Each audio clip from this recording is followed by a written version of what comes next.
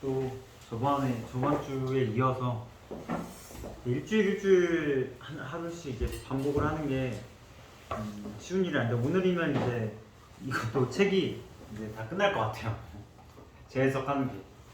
네, 선생님 재밌게 좀 들으셨나요? 네. 뭐 말씀하시죠. 네. 특별한 거.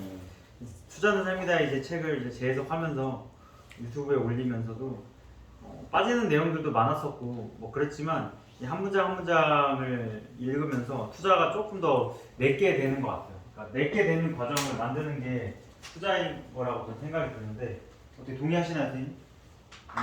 동의해? 투자는 삶이다. 네, 동의합니다. 근데 이제 내 거를 이제 뭐 어린애들이 막 오면 장난감이든 이런 거 막 살려고 하잖아요. 그게 아마 생존이라는 건 결국엔 내 거를 계속 꾸준히 만드는 과정인 것 같아요. 그래서 하다못해 우리가 선생님께서 선동되기 쉬운 이유가 내게 없어서 그런 거거든요. 내게 있으면 남의 걸 계속 빌려서 쓰면 결국은 언젠가 갚아야 되고, 그리고 그게 빚 짓는 인생을 사는 거니까 그런 것 같아요. 그래서 빚을 갚아가는 과정이 되는 것 같은데, 어쩌면 그런 의미도. 그래서 우리가 엄마라는 말도 제일 먼저 엄마라는 말을 먼저 배우잖아요. 근데 이게 엄마라는 말이 내가 만든 말은 아니죠. 내가 재해석한 말도 아니고, 사람들이 만들었던 말, 엄마라는 말조차부터도 남들이 했던 말을 따라한 것 뿐이기 때문에 그 따라했던 그 말이 내게 되는 과정이 정말 어려운 것 같아요. 그러니까 투자도 그렇고 뭐 삶도 그렇고 다 내 거를 만드는 과정이 투자는 삶이다가 전해주는 게 아닐까 싶습니다. 그래서 저번 주에 했던 것들은 이제 삼각형을 했었죠. 근데 혹시 삼각형 기억나시나요? 투자 저번 주 영상 유튜브에도 있겠지만 투자는 멘토링에서도 제가 했었거든요. 혹시 그때 들으셨었나요? 멘토링 못 봤어. 멘토링 보셨나요? 예, 투자는 이제 이 역삼각형이 있는데 이 삼각형들마다의 하나마다의 점들마다의 나의 심리를 봤었던 것 같아요.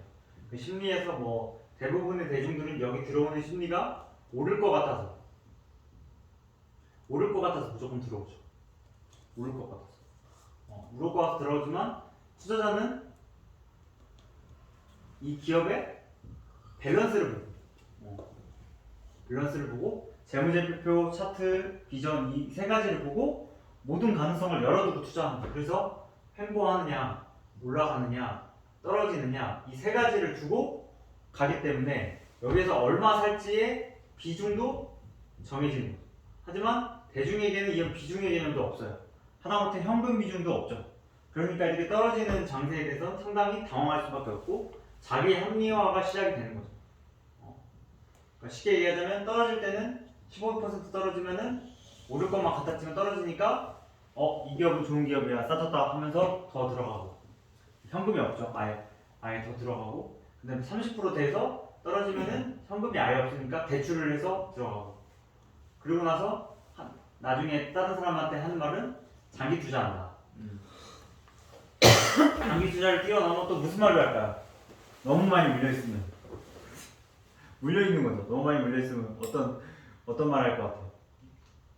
막 내 재산이 한 1억인데 1억도 아니 2억인데 뭐 한 1억 7천만 원 뭐 아니면 뭐 2억 가까이 샀어. 대출까지 끌어들여서 2억 3천 원 샀어. 그래 대출금 앞으로 갚아야 돼. 이런 상황에 대해서 어떻게 합리할 것 같아요? 장기 투자. 장기 투자. 그러니까 그걸 좀 더 레어하게 생각을 해보면 생각해보면 이렇게 합리하더라고.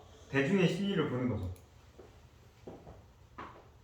이제 떨어질 대로 떨어졌다. 다 떨어졌다. 근데 대중들은 말도 참 잘 만드는 것 같기도 하고 뭐 그런데, 이제는 이거 딱 떨어지면은 대출 쓰고 손자에게 줘야겠다. 네, 아들도까지도 힘들고 손자에게 주면은 된다. 이거 이해되시죠? 어떤 말인지. 손자한테 줘야 된다고 말하더라고요. 그래서 그런 것들을 좀 느꼈던 것 같고, 그래서 사람이 거의 없을 건데. 네? 네? 그냥 팔아버리지 그걸. 그러니까 그렇게 합리화하는 거죠. 그러니까 팔 건데 사실 팔아요. 파는데 이제 말은 이제 이렇게 하는 거지. 손자한테 줘야 된다. 네, 그러니까 자기도 아는 거야. 내 아들까지도 쉽지 않다는 걸. 그런 말을 하더라고. 그리고 이제 장기 투자는 또 어떤 여기에서 합리화를 하냐면 우상향한다. 아주 제가 뭐 나중에 보면 우상향한다. 이 아주 달콤한 맛. 이 말에 자기 합리화를 시작하고 50%가 떨어지면 현실 회피. 이제 말도 안 해. 손자도 안 나와 이제. 손자까지 가야 되니까 말도 안 나와. 현실 회피. 회피. 하고 투자자는 어떻게 한다? 이 구간마다 기업의 밸런스를 보고 내가 얼마의 현금을 들어갈지를 산다. 그럼에도 불구하고 이 바닥에서는 투자자는 사기가 쉽지 않다. 왜? 바닥은 가봐야 바닥인데 그때 가서는 알 수가 없기 때문에. 다만 감각적으로만 살 수 있는 법이다. 그렇기 때문에 여기는 어떤 구간이 될 수밖에 없다?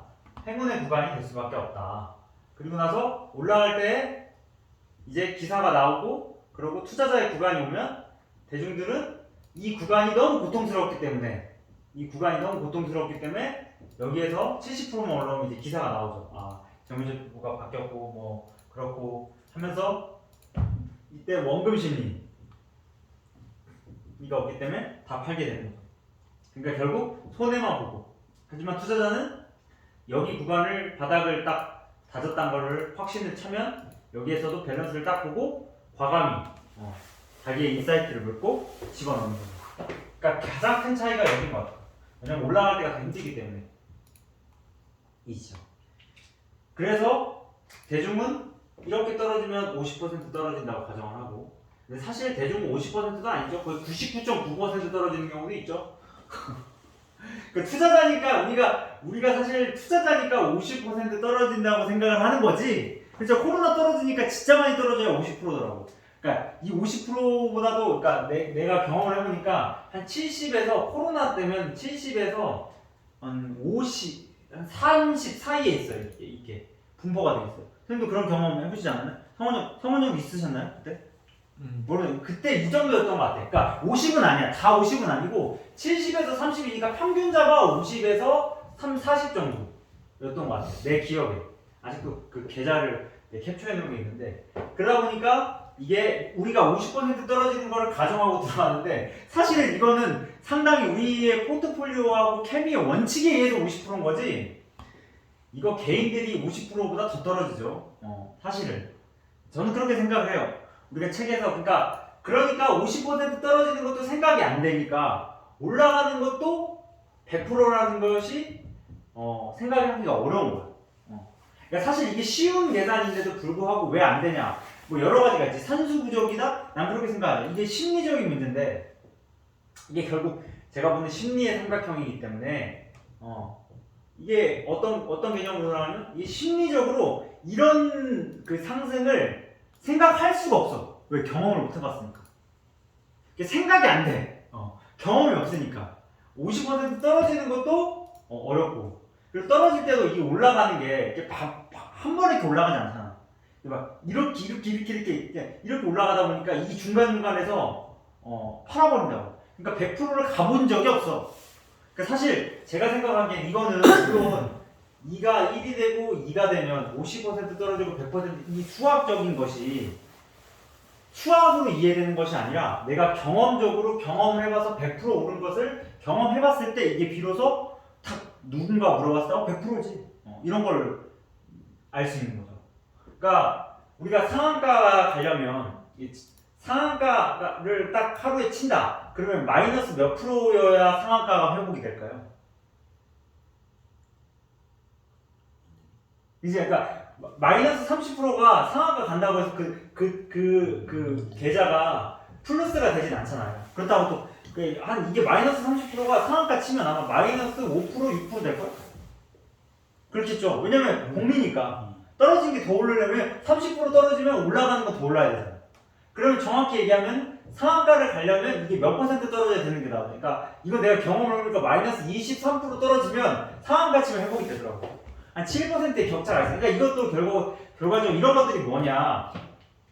내가 경험해보지 않으면 어렵다라는 거를 좀 느꼈던 것 같아요. 그러니까 이 심리의 삼각형이라는 것을 제가 볼 때는 내가 경험하고 그 점마다 내가 사유하고 생각했을 때 비로소 이게 완성이 되는 거고 그것을 내가 원칙이라는 걸 가지고 밸런스 있게 가야 된다. 그게 저번 주에 제가 했던 내용입니다. 물론 뭐 자기만의 이런 삼각형의 원리를 깨닫고 공부하는 게 더 중요한 것 같아요. 이런 것들을 남들 공감할 수 있고 대중을 바라볼 수 있을 때. 왜냐면 투자는 헷갈리는 게 투기이기 때문에 투기가 뭔지를 명확하게 알지 못하면 투자가 어려워요. 왜냐면 투기만 하지 않아도 삶은 해피하단 말이죠. 그러니까 투기가 뭔지를 안다는 것. 그 상황은 즉슨 뭐다? 내가 투기하는 나의 심리를 파악을 해야 된다. 그러니까 그 심리라는 것은 이 삼각형이 녹아져 있기 때문에 삼각형도 이 하방이 아니라 올라가는 것을 생각하기에는 올라가는 것은 상당히 오만한 생각이다. 살 때부터. 그렇기 때문에 내려간다는 걸 가정을 하고 산다. 그러면 이렇게 얘기하는 사람들도 있어요. 아니 그러면 이게 다 떨어질 수도 있는 거 아니냐. 그렇잖아. 이게 바닥 찍고 계속 내려갈 수도 있지 않냐. 상장 폐지될 수 있지 않냐. 그쵸? 다 내려갈 수도 있지 않냐. 어떤 기업 보니까 다 내려가더라. 그렇다는 가정이면 잠깐만 이렇게 다 내려간다. 모든 주식이 다 내려간다. 그러면 이것은 결과적으로일 수도 있죠. 이거는 자본주의의 붕괴예요. 그러니까 자본주의가 없어지는 건 아니지만 자본주의의 붕괴라고. 그럼 이러면 어떻게 되겠어요? 자본주의가 붕괴하면. 자본주의 붕괴하면 전쟁이야. 그쵸? 진짜 자본주의라는 거는 빼앗기지 않아야 되는 건데 이게 붕괴되면 실제로 이제 총칼 들고 싸우는 게 되는 거예요. 자본주의가 붕괴되면. 왜냐면 우리가 2차 세계대전의 원인을 여러 가지로 뭐 히틀러, 일본 뭐 이렇게 생각하지만 일본이 미국을 공격하잖아요. 미국을. 이게 여러 가지 원인이 있지만 경제 대공황 있죠? 경제 대공황. 이게 우리가 경제 대공황 하면 어떤 생각이 나와요? 어떤 생각이 날까요? 이게 일단 경제 대공황 하면 사진들이 다 어떤 사진인 줄 아세요? 이게 다 외국인들 사진이야. 그러니까 쉽게 말하면 백인들 사진만 있다고요. 경제 대공황 하면. 그렇잖아요. 경제 대공황 하면 그런 사진만 떠오른다고. 근데 내가 생각하기에는 경제 대공황은 식민지 시대에도 우리나라에도 있었어요. 그러니까 일본도 경제 대공황이야. 우리가 사진을 보면 사람들이 다 그 미국만 그렇고 뭐 서유럽만 그렇고 아니야. 모든 세계가 경제 대공황이야. 그렇기 때문에 유례없는 공황이야. 이게 주가가 미국이 몇 프로 떨어진지 아세요? 이게 주가가 물론 고점 대비 저점이 절대값은 모르지만 떨어지는 낙폭이 90%인 거예요. 90%에서 80%라고. 일본이? 미국? 아니 미국이.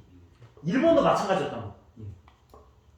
그러니까 세계가 이만큼 떨어지니까 자본주의가 거의 붕괴된 거야. 그러니까 2차 세계대전으로 간 거야. 이게 뭐 정치적인 여러 가지 이유도 있겠지만 2차 세계대전이라는 이유를 경제적으로 볼 때는 결국 자본주의가 이렇게 90% 빠진다. 주가가. 전쟁이야. 그렇지 않겠어요? 그럼 전쟁이 되면 어떤 게 있죠? 전쟁이 되면 돈이 의미가 없어. 돈이 의미가 없어. 그러니까 이게 끝까지 떨어진다는 정의 자체가 돈이 의미가 없기 때문에 돈을 갖고 있을 이유가 없는 거야. 그렇잖아요. 그러니까 나는 사실 네 말씀하세요. 그걸 먹고 살아야 되는데. 그치, 이게 먹고 사는데 그 먹고 사는 게 돈에 의해서 좌우되지 않는다는 거야. 그때가 되면. 아니 이때가 되면 이제는 빵 한 조각 사려면 10만 원이야. 이미 물가가 치솟고 있는 거라고. 이미 내가 가진 돈으로 감당이 안 되는 거야. 그때는 뭐였어요? 내가 갖고 있고 나의 공동체가 어떻게 운영되느냐가 나의 그 어떤 전쟁에서 살아남게 해주는 과정이지 돈이 날 살아남는 과정이 아니라고.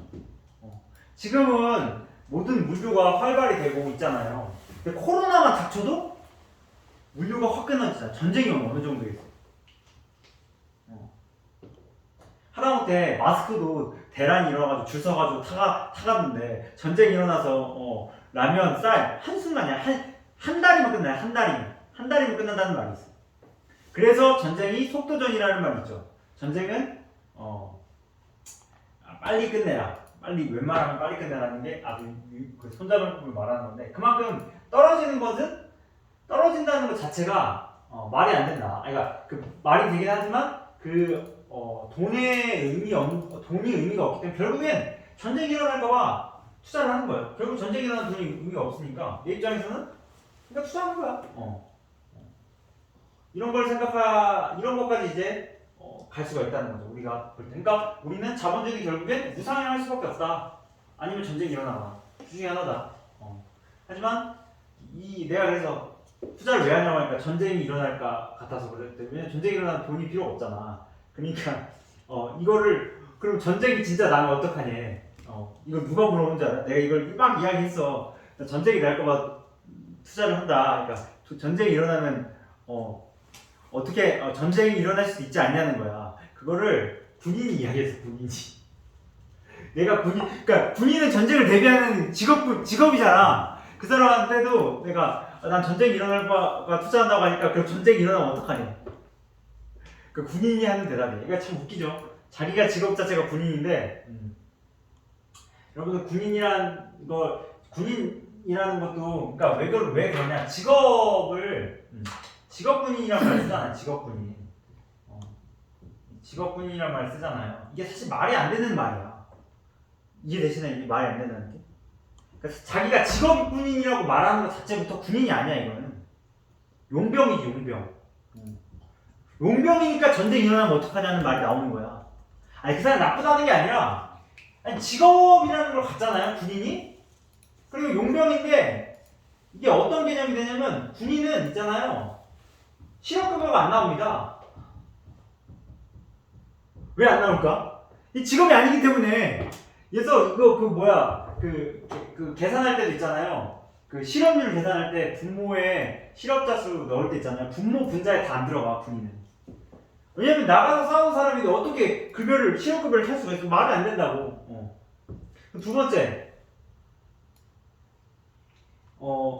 또 뭐냐면 이게 있었던 거. 군인이라는 것 자체가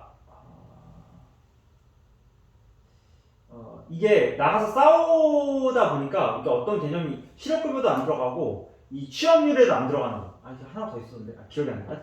하여튼 이 군인이라는 것 자체가 직업이 말이 안 된다는 거. 그러니까 군인은 참다운 군인이라는 게 결국엔 뭐다?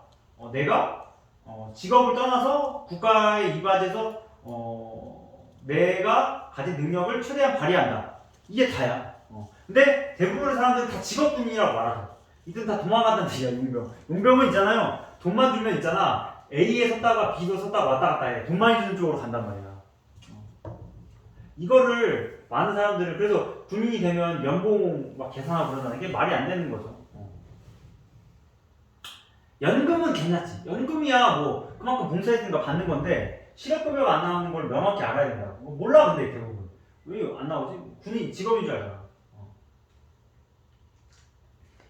그렇죠. 하여튼 이게 그러니까 역사적으로 이런 개념들을 그러니까 이런 자기 직업이 어떤 직업인지를 포지션을 알고 해야 되는데 이걸 모르는 채 하려는 사람들이 많죠. 내가 봤던 사람들도 그렇고 이런 개념을 갖고 있어야 되는데 직업이라는 게 그래서 직업이라는 것 자체가 소명 의식이 있어야 되는데 그게 발휘하기가 어려워. 그냥 너 얼마 버냐? 이걸로 다 끝나. 그러니까 투자가 될 리가 없지. 너 얼마 버냐? 이걸로 이 수준인데 무슨 투자가 되겠어요? 그렇죠? 그런 생각이 듭니다. 그래서 아까 심리의 삼각형에서 경험을 해보고 내가 가본 적이 있어야 하고 자본주의에 대한 믿음. 결국엔 자본주의가 붕괴되면 전쟁이고 그것은 돈이 의미가 없는 현실로 가기 때문에 그렇게 될 것 같습니다. 아무튼 여기까지 일단 1차 하고 쉬었다가 또 진행하도록 하겠습니다.